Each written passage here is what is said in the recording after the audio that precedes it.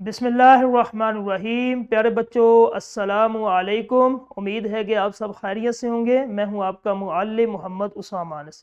بچوں، آج کا ہمارا بی لفٹ ہے 73، جس کا تسلسل یقیناً آپ نے کر لیا۔ آج کا ہمارا کام حاصل تعلم کہ اسماء اور ضمائر کی تذکیر و تانیث کر سکے، ٹھیک ہے؟ تو چلتے ہیں اپنے سبق کی طرف۔ سب سے پہلے ہم نے دیکھنا ہے کہ اسماء کسے کہتے ہیں، ضمائر کسے کہتے ہیں، اس کے بعد پھر اس کی تذکیر و تانیث۔ اسماء جو ہے اسم کی جمع ہے، ٹھیک ہے؟ اسم کسے کہتے ہیں یہ ہم نے پچھلے جو ہے وہ سبق اس میں بھی کیا تھا۔ اسم کسی بھی شخص، جگہ، چیز کے نام کو کہتے ہیں۔ اس کی جمع ہے اسماء۔ اب اسماء جو ہے نام کسی شخص کا ہو سکتا ہے، جگہ کا ہو سکتا ہے، ٹھیک ہے؟ اب اس کے اندر دو چیزیں آ جاتی ہے، اگر تو جاندار ہے یا بے جان۔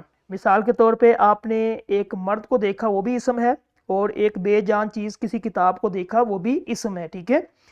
تو جاندار اور بے جان دونوں چیزیں، جو جاندار چیزیں ہوتی ہے اس کو اللہ تعالیٰ نے بنایا ہے، فطرت کے بنائے ہوئے قدرتی جتنے بھی جوڑے جان جس کے اندر، اور بے جان وہ جو انسان بناتے ہیں۔ یہ دو چیزوں کو آپ نے خیال کرنا ہے، ٹھیک ہے؟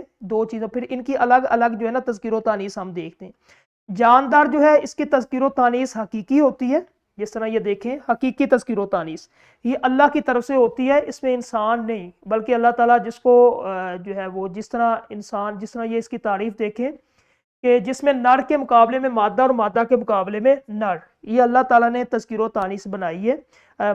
مرد کے مقابلے میں عورت کے مقابلے میں مرد، ٹھیک ہے؟ کبوتر ہے، اس کے مقابلے میں کبوتری، اور کبوتری کے مقابلے میں کبوتر۔ یہ جوڑے اللہ تعالیٰ نے پیدا کیے پوری کائنات میں، جتنے بھی جاندار، ایک ایک مذکر اور ایک ایک مؤنث، تاکہ اللہ تعالیٰ اس سلسلے کو برقرار رکھ سکے، اور ان کی تذکیر و تانیث حقیقی ہوتی ہے، ٹھیک ہے؟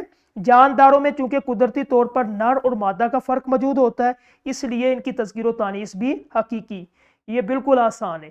اس کے بعد ہے یہ ایک مثال بھی دیکھ لیں، مرد، عورت، بیل اور گائے۔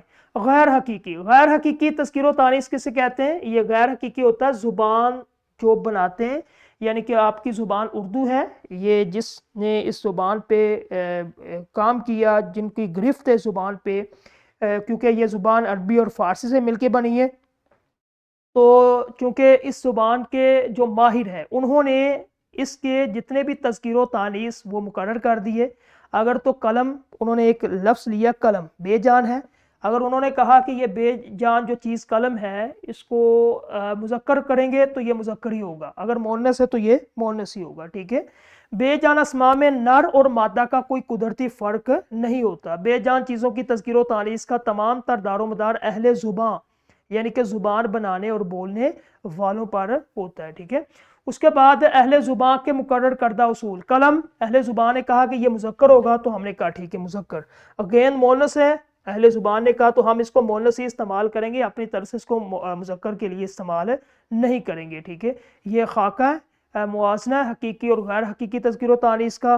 حقیقی تذکیر و تانیث کا جو تعلق ہوتا ہے جاندار اسماء کے ساتھ ہوتا ہے، اور غیر حقیقی کا بے جان۔ اور اس کے بعد حقیقی جو ہے تذکیر و تانیث، اس کی بنیاد قدرتی ہوتی ہے، فطری، ٹھیک ہے؟ اور غیر حقیقی کی بنیاد جو ہے وہ اہل زبان کا فیصلہ ہوتا ہے۔ مثال آپ نے مکمل کی ہے۔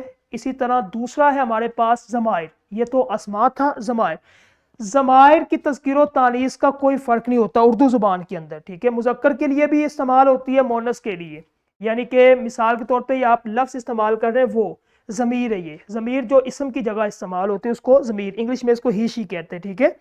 اب یہ مذکر کے لیے بھی استعمال ہوگی، مؤنث کے لیے، اور اس میں کوئی فرق نہیں ہوگا۔ یہ ہے آپ کے آج کے لیکچر کا مکمل خاکہ کہ اسماء جس کی دو چیزیں حقیقی اور غیر حقیقی۔ حقیقی اللہ تعالیٰ نے بنائی ہے، نر اور مادہ، مذکر مؤنث، تذکیر و تانیث۔ غیر حقیقی جو زبان دان ہے، ٹھیک ہے، اہل زبان۔ ضمائر میں کوئی فرق نہیں ہوتا، ٹھیک ہے؟ تو ہمارا آج کا جو لیکچر تھا اسماء ضمائر کا مکمل ہوا۔ انشاءاللہ کل ہم ایک نئے لیکچر کے ساتھ ملیں گے۔ اپنا خیال رکھیے۔ السلام علیکم۔